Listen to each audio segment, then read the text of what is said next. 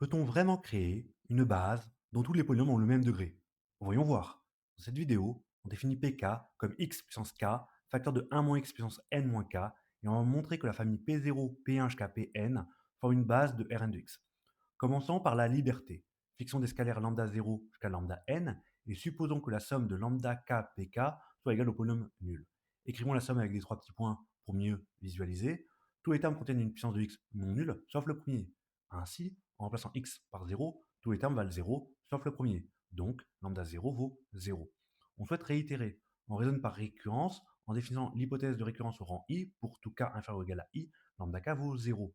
P0 est vrai, on fixe i et on suppose l'hypothèse de récurrence vraie au rang i. Alors, comme tous les lambda k sont nuls, jusqu'à i, la somme commence en fait à i plus 1. On factorise alors par la plus grande puissance de x possible, soit x puissance i plus 1.